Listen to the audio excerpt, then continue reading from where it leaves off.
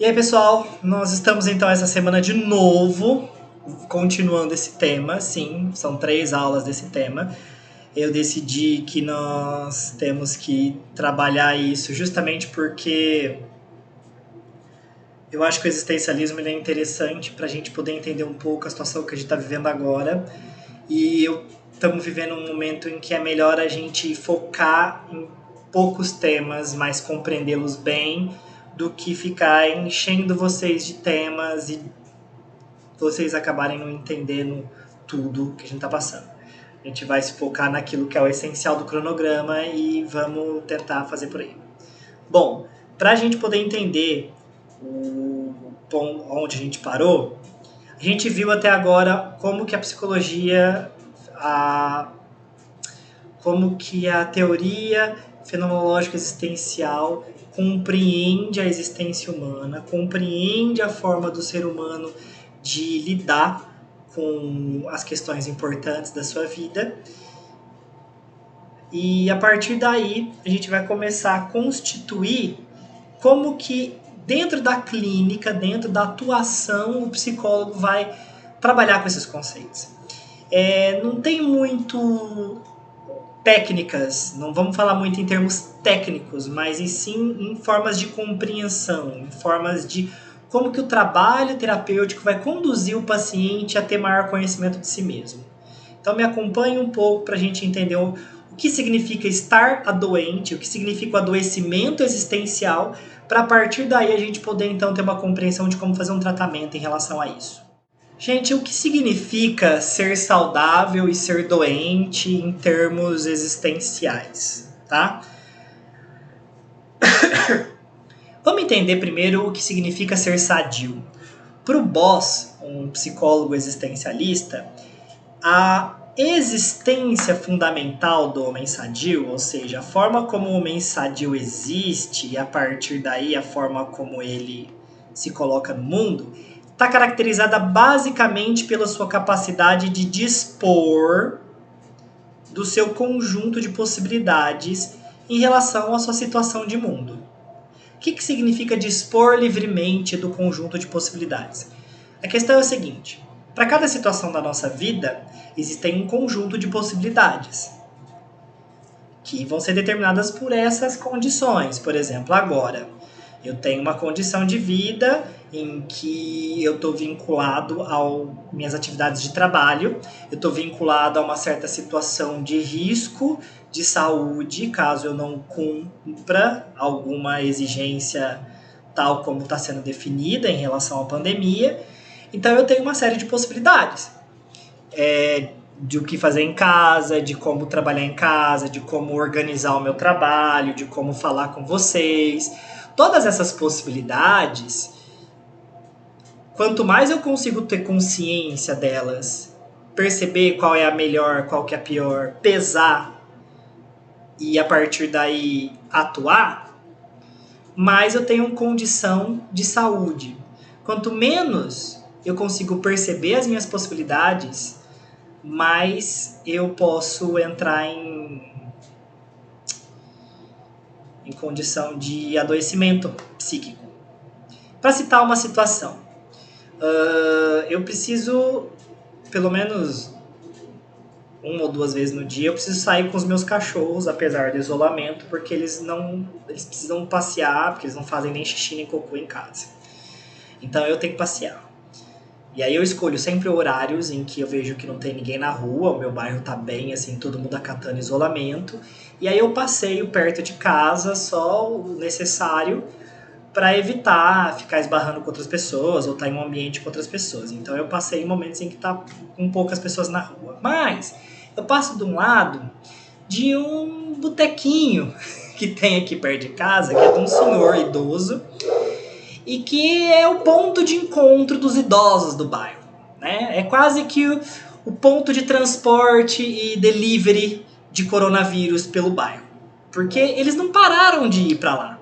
O senhorzinho abre bar e logo depois tem 2, 3, 4 senhor lá. Aí eu dou aquele desvio bem grande, passo bem distante para não ter risco nenhum. Só que um dia eu tava passando lá e eu vi um senhor falando assim: Esse negócio de ficar preso em casa, eu não matei ninguém para ficar preso. Olha como é que ele define o isolamento: prisão, cárcere. A ideia que ele tem de ficar isolado é a ideia de estar preso, de ter as suas possibilidades limitadas. Quando ele encara as suas possibilidades dessa maneira, como que ele define o isolamento? Não como proteção, mas como prisão. Fazendo isso, a possibilidade de sair e quebrar o isolamento, para ele é mais atrativa. Porque o risco de estar preso e o risco de estar fora de casa tem um valor diferente para uma pessoa que entende a gravidade da situação e que fica em casa. Porque vê o isolamento como um mal necessário, como uma proteção temporária que vai possibilitar uma liberdade futura. Porque na idade dele, se ele tiver alguma complicação de saúde, ele vai sair da liberdade, né, para uma outra prisão, né, que é o fim da vida. Então é meio preocupante essa situação no caso.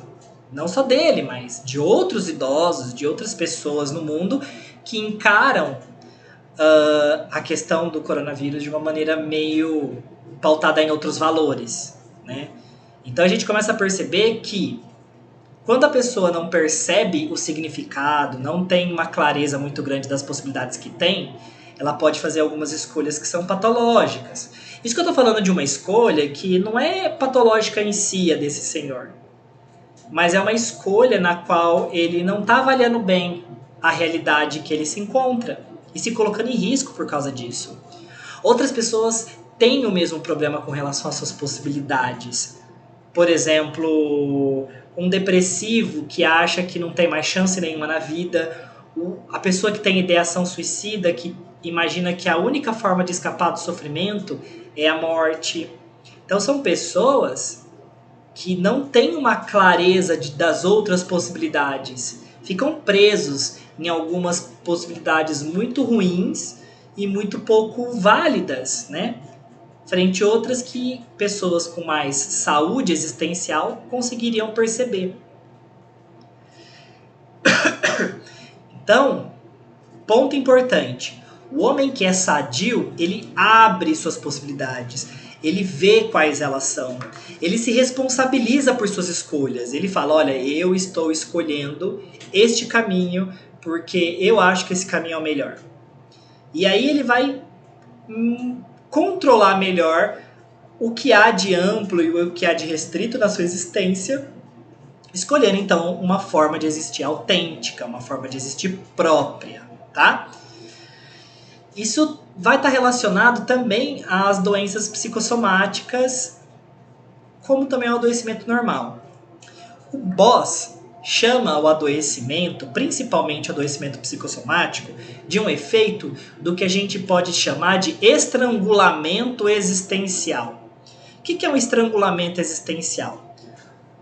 A questão é a seguinte: o indivíduo vive num mundo através do seu corpo. É através do seu corpo que ele se coloca no mundo, que ele lida com as coisas no mundo, que ele vai compreender a forma como ele está existindo, né?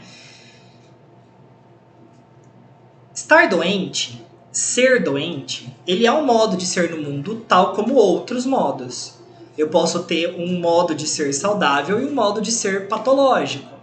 Esse modo de ser doente vai estar marcado por diversas expectativas de vida, por um modo de existir, por uma forma de sentir a temporalidade e a espacialidade e por uma capacidade de escolhas específica, diferente do ser sadio.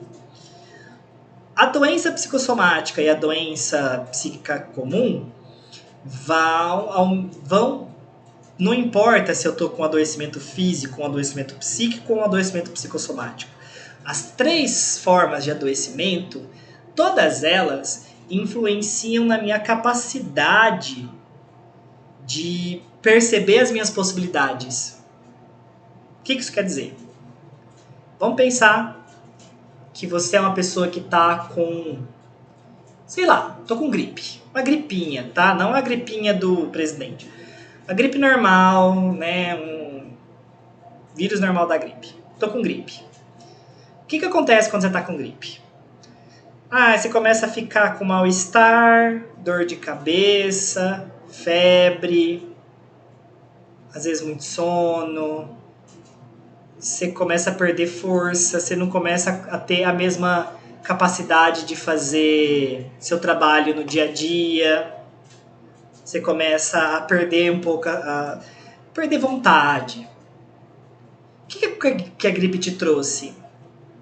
Ela diminui as suas possibilidades. Ela faz com que você perceba coisas que eram muito simples como coisas difíceis. Tipo, você está gripado.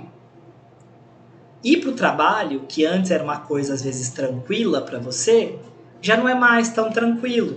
Já é um trabalho difícil. Quando você está em sofrimento, coisas simples da vida se tornam tarefas hercúleas, assim, de grande dificuldade.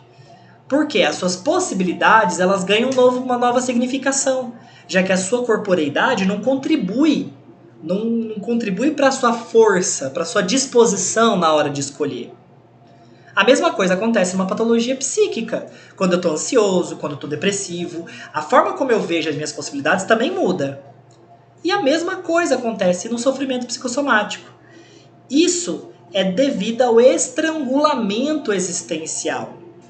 Estrangulamento significa que as possibilidades de futuro vão sendo, de alguma maneira, estranguladas mesmo, né? Vão sendo diminuídas, vão sendo apertadas, vão sendo significadas de modo negativo. Eu vou perdendo capacidade de atuar no mundo. Eu vou perder capacidade de lidar com as coisas, né? Qualquer adoecimento você pode compreender a partir do conceito de estrangulamento existencial. A criança com TDA, ela tem dificuldade de acompanhar as aulas e isso limita a capacidade dela de aprendizado e de se integrar com a turma da sala. O paciente angustiado, o paciente ansioso, ele tem uma dificuldade muito grande de planejar e de lidar com situações que a maioria das pessoas lidaria de maneira tranquila. Para essa pessoa ia ser sempre muito pesado, sempre muito custoso. O paciente que tem câncer, ele tem toda uma perspectiva de vida que fica comprometida.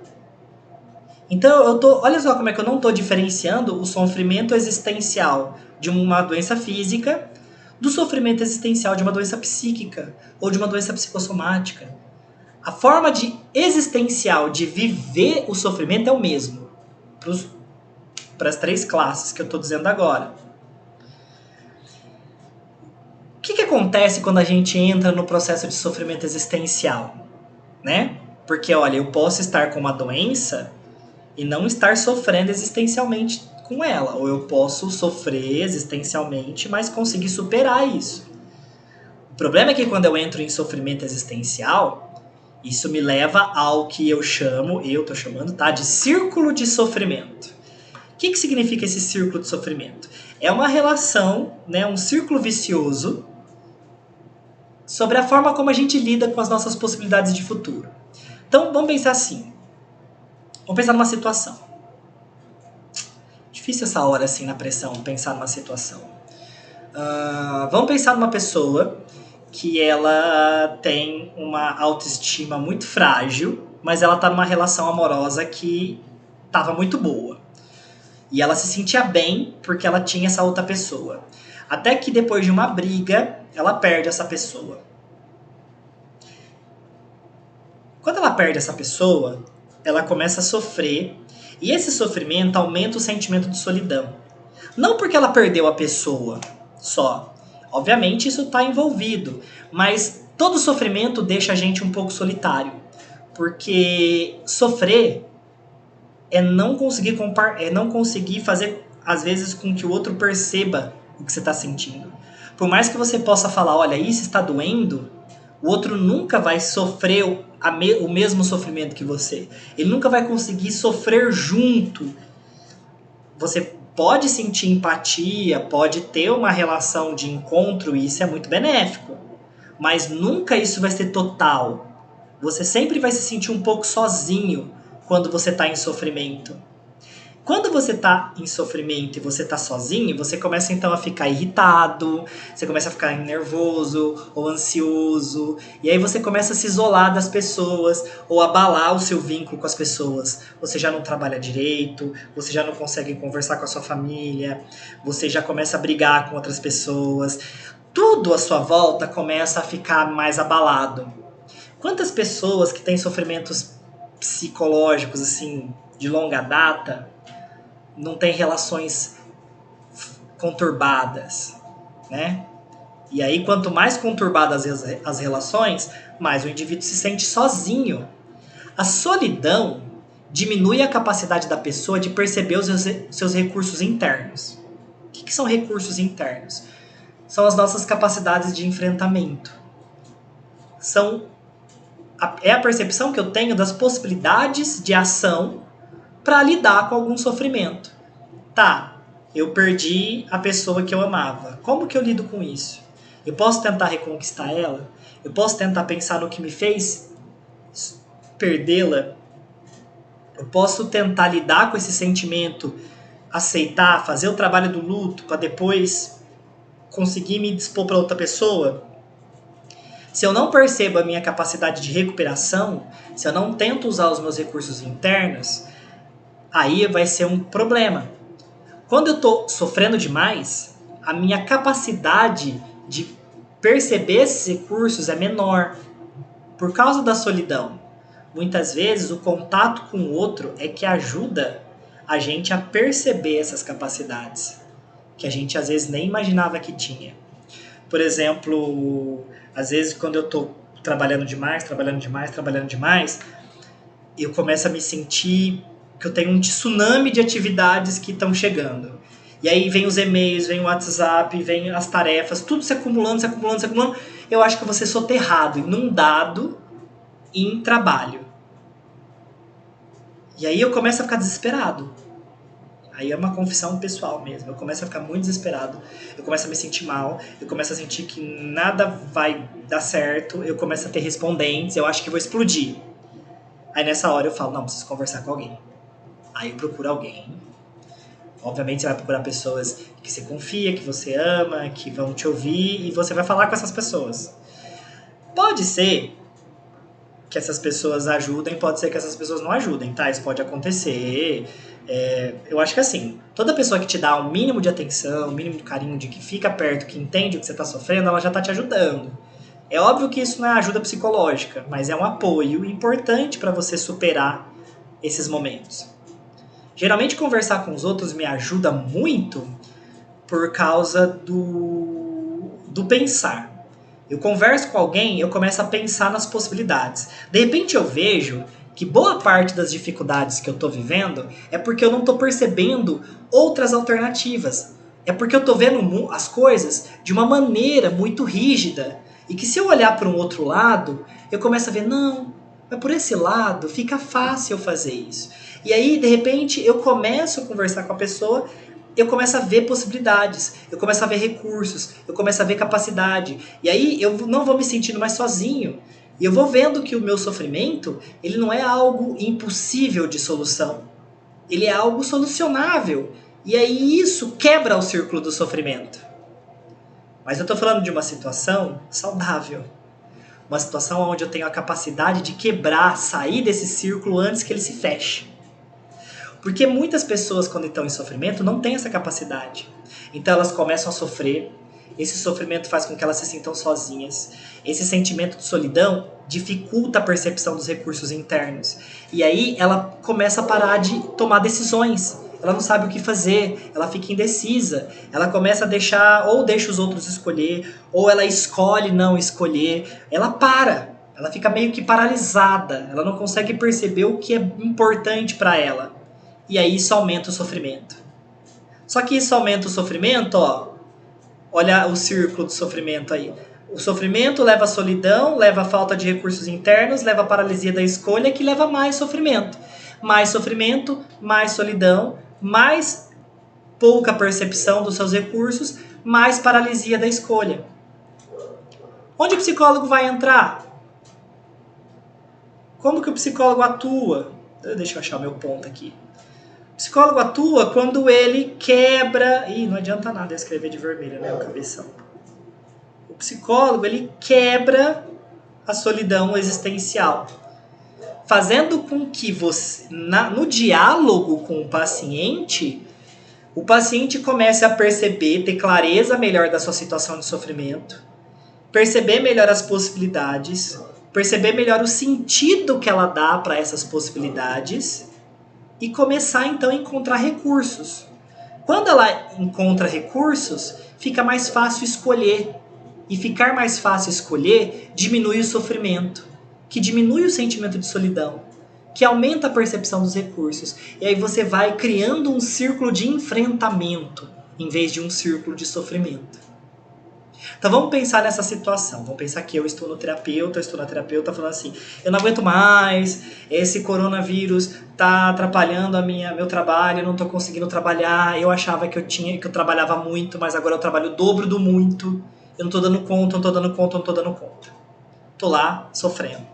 Aí meu psicólogo fala, mas aí eu começo a conversar com o meu psicólogo e ele fala assim, mas e o que você está fazendo para lidar com isso? Eu não tenho o que fazer. Aí eu falo pra ele, o trabalho chega, eu tenho que fazer, mas eu não tenho tempo suficiente pra fazer tudo o que eu tenho que fazer. O que eu tô dizendo pro meu psicólogo? Que é impossível, que eu não tenho possibilidades de escolha. Eu sou obrigado a trabalhar e eu não tenho condições pra trabalhar tudo aquilo. Minha escolha tá paralisada. Eu tô em sofrimento. Acho que só eu que tenho que resolver meu trabalho. Sou coordenador, sou professor, sou orientador, sou supervisor. Tenho que fazer tudo sozinho. Na minha cabeça. Começa a perceber que o tanto de coisa que eu tenho não cabe no tanto de recursos que eu tenho. Isso me leva à paralisia da escolha. Estou usando esse exemplo? Por quê? Porque ele é real, ele é presente e, obviamente, eu passei por isso em alguns momentos, então fica mais claro para mim. Quando eu entro nesse processo de paralisia, de repente eu começo, então, a conversar com o meu psicólogo. Tá? O psicólogo não existe, é só uma invenção, mas é para ajudar a perceber. O psicólogo vai começar a perceber. Então tá, vamos pensar em como que tá sendo para você trabalhar em casa. Como é que você está se organizando em relação ao seu trabalho? Tá vendo que para você essa situação é desconfortável nisso? E aí eu vou começando a refletir. E aí eu vou começando a perceber que eu acho que eu não dou conta porque na minha cabeça eu sou obrigado a dar conta de tudo. Eu vou começar a perceber que eu acho que tudo tem que estar perfeito, quando eu não tenho capacidade de ser perfeito, porque ninguém tem.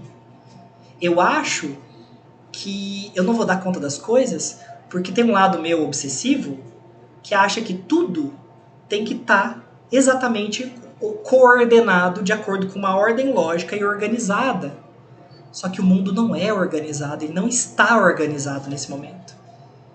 Ou seja, a minha percepção de como as coisas são tá fazendo com que eu trave as minhas escolhas. Porque se tudo tem que ser perfeito, se tudo tem que ser feito, e se tudo tem que ser feito de maneira exata ali, eu não vou conseguir fazer tudo mesmo. Mas e se tudo não tem como ser perfeito e eu posso fazer o melhor que eu tô fazendo?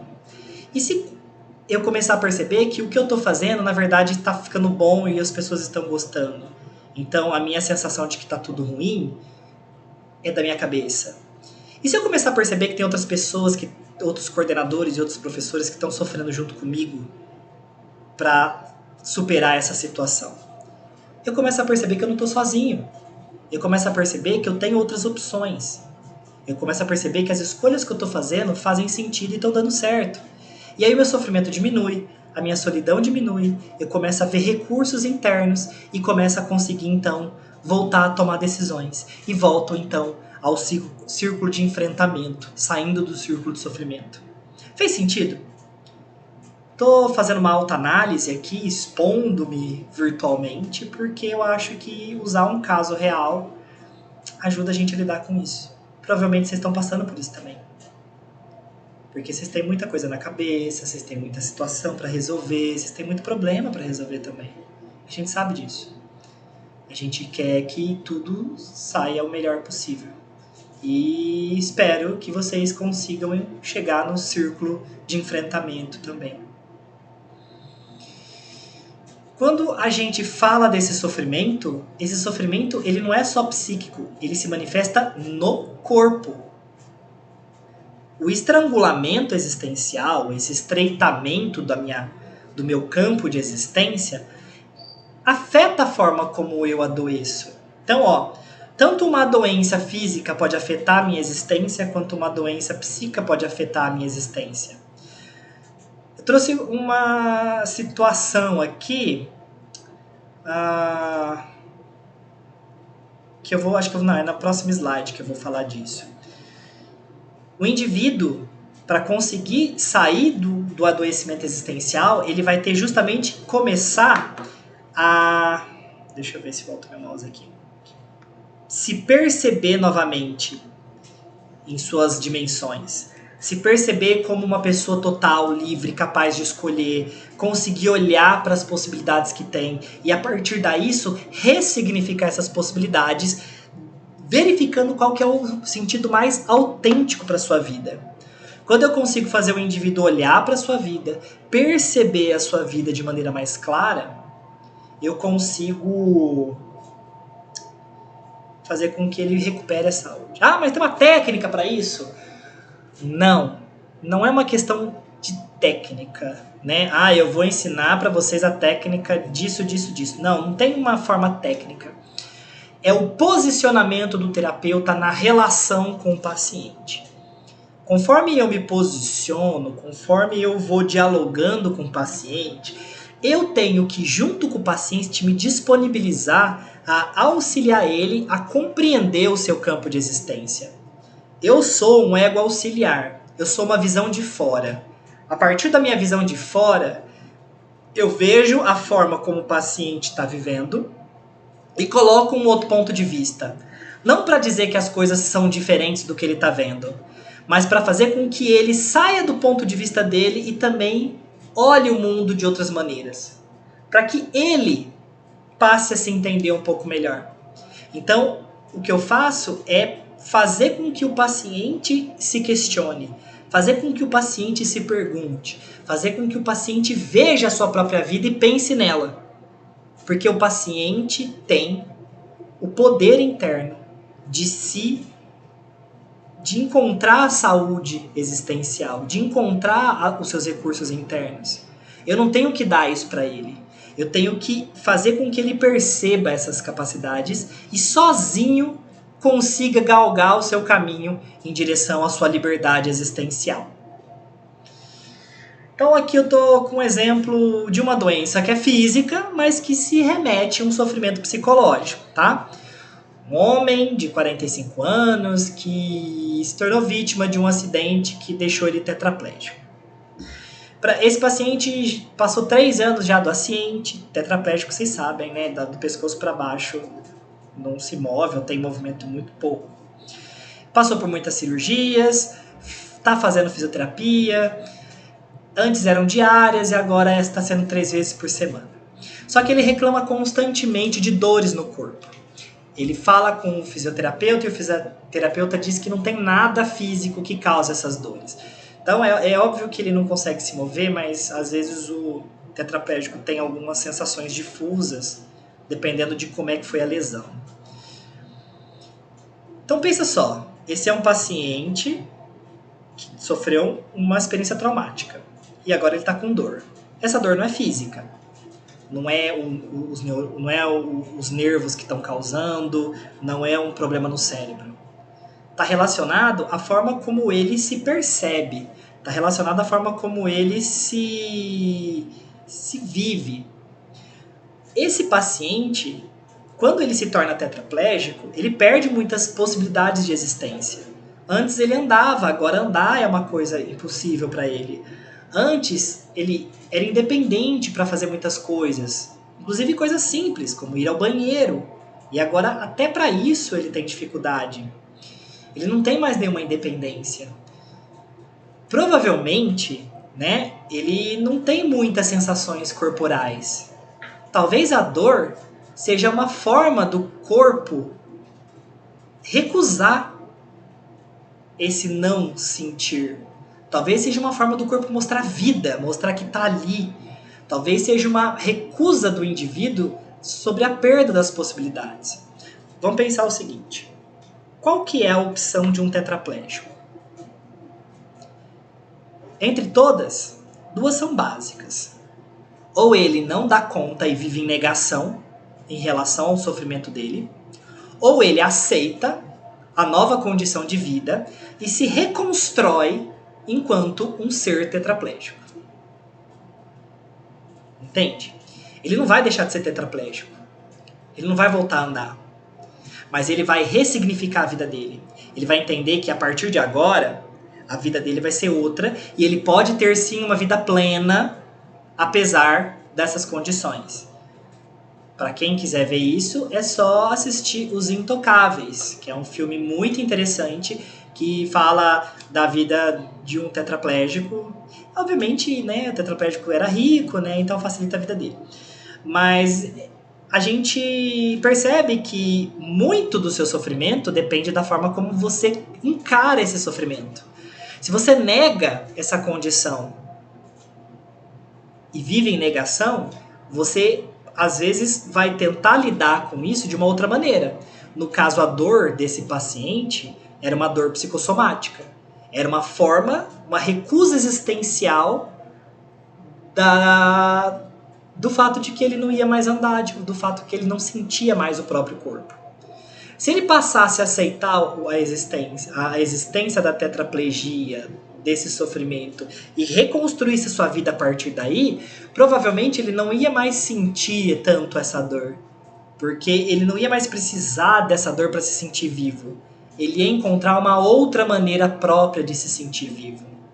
O nosso papel enquanto psicólogo seria, então, fazer com que o paciente passe pelo processo do luto, atinja a aceitação de um problema que ele não teria como lidar, e a partir daí reconstruir outras possibilidades de vida, a partir da nova situação que ele se encara. A tetraplegia é um acontecimento do mundo circundante. É algo biológico que eu não tenho controle. Me impõe um limite. Na relação humana com o terapeuta, eu vou justamente ressignificar o sentido próprio particular que eu dou para esse mundo. O meu mundo próprio, que via a tetraplegia como sendo uma tragédia e passa a ver isso como uma possibilidade de uma nova vida, né? De superar as adversidades. A partir daí, a minha percepção de mundo muda, as minhas escolhas, que ficavam muito presas porque eu achava que eu não ia mais ter vida, se amplia, eu vejo outras possibilidades de vida e reconstruo uma saúde existencial. Continuo tetraplégico, mas acabo encarando isso de uma maneira mais saudável. Entende essa relação? Entende a importância do psicólogo nesse processo? A doença existencial se manifesta então no corpo. Isso é uma coisa muito importante. De acordo com Boss, a essência de todo sofrimento humano se deve à nossa capacidade, esse quadrado aqui, que está no slide, resume o que significa doença existencial. Doença existencial é a dificuldade do indivíduo de decidir livremente sobre as suas possibilidades. A psicoterapia visa devolver ao indivíduo a sua capacidade de escolha. A gente não dá uma escolha, uma opção para o indivíduo. A gente faz com que o indivíduo perceba as suas escolhas. E esse é o nosso papel. E como que a gente faz isso? 1. Auxiliando o paciente a refletir sobre as suas vivências. Ou seja, a gente facilita o modo racional. O paciente está vivendo situações principalmente de preocupação, de desespero, de angústia. A gente faz com que o paciente tente entender o que está acontecendo, como é essa angústia, sobre o que você acha que ela é. Também a gente ajuda o paciente a compreender o seu processo de escolha, a sua implicação em cada escolha que você faz, porque quando o indivíduo percebe a sua vida como algo que ele não tem responsabilidade sobre, ele vai justamente não se implicar naquilo e isso é problemático para o processo. O psicólogo também ajuda o terapeuta paciente a se abrir para uma nova dimensão de vida, né? Podendo assim transformar o seu mundo interno, o seu mundo próprio. Ajuda também o paciente a mapear o seu mundo interno, entender a sua relação com o mundo circundante, com o mundo humano, com o mundo próprio, ou seja, entender a sua relação com as coisas à sua volta, com as pessoas com as quais você vive, com as impressões e as sensações internas que você tem e muitas vezes não tem consciência. E também ajuda o paciente a compreender melhor a vivência que ela tem da espacialidade e da temporalidade. A partir desse processo terapêutico, o paciente consegue, então, dispor melhor das suas possibilidades de vida, projetar um futuro mais provável, mais real, mais possível, né? E a partir daí ele vai adquirir uma capacidade melhor de escolha dentre as possibilidades que ele tem. O senhor tetraplégico pode sempre desejar andar, mas ele sabe que ele não vai conseguir mais. Mas aí ele vai conseguir aceitar essa limitação nova e buscar outras possibilidades, em vez de ficar preso a uma possibilidade que não existe mais, que é impossível para ele no momento. Como que isso nos ajuda a lidar com o que a gente está passando agora? O que está acontecendo, eu acho que é uma das principais fontes de sofrimento das pessoas atualmente, é porque a gente está vivendo uma mudança, digamos assim, catastrófica. O que é uma mudança catastrófica? É uma mudança que não é gradual, ela foi de repente. Em poucos meses, toda a vida do planeta teve que se adaptar a esse evento. As pessoas não estavam prontas para isso, principalmente para as implicações, para as restrições que o coronavírus colocou para a gente. No caso, a restrição de ir e vir, que é uma coisa que pra gente era comum, que era tranquilo, que era simples, e agora a gente tem medo. Tem medo de ir e vir, tem medo de passar perto de outras pessoas, né? Ver um idoso na rua já não acha mais aquela coisa fofinha, né? Parece, na verdade, a besta do apocalipse que vem com o mal, aí você fica correndo do coitado do idoso, que às vezes não tem outra opção, né? Então tem muita gente criticando pessoas da terceira idade como se todos fossem teimosos, mas não é assim, tem casos e casos, tá? Então a gente fica preso, literalmente preso, nessa sensação. Esse idoso que eu falei, né, que se sente preso, ele não tá falando de uma situação que é só dele, um sentimento que é só dele, é um sentimento de todos. Todos se sentem, de certa forma, presos. Só que quando a gente passa a pensar que essa limitação temporária ela é uma garantia de uma liberdade, porque na verdade não é que a gente está se prendendo, a gente está de alguma maneira criando possibilidades futuras mais amplas e mais tranquilas do que elas podem ser. Ficando em casa, a gente diminui o tamanho da transmissão do vírus e esse vírus vai diminuindo as infecções, ou as infecções vão ficando cada vez mais lentas e o sistema de saúde vai dar conta. Então, o trauma das pessoas morrendo vai ser muito menor. Menos infectados, menos porcentagem de mortes, menos caos, né? Menos tristeza na vida das pessoas. Se a gente consegue significar a situação de isolamento como sendo uma situação de proteção, de cuidado, não só consigo, mas com o outro e com o mundo, talvez a gente veja o isolamento não como um problema, mas como uma possibilidade, como um ato altruísta de cuidado do outro. Isso revela a nossa capacidade de concernimento, de cuidar do outro, de se preocupar com o outro.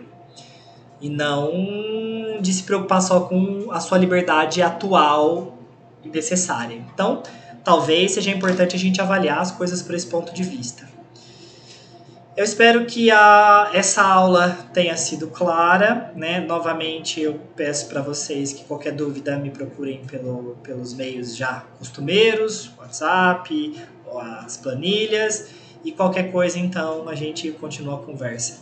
Para o pessoal da abordagem Teorias Psicológicas 4, a gente vai começar a falar de humanismo na próxima aula, E para o pessoal de processos psicossomáticos, a gente vai começar a falar um pouco de estresse, psiconeuroimunologia. Espero que a gente tenha podido, então, discutir as coisas e ser um pouco mais completo. Desculpa que a aula tenha demorado vários passos para terminar, mas eu espero que pelo menos nesses passos a gente tenha conseguido atingir o nosso objetivo. Até mais então, tchau gente e até a próxima.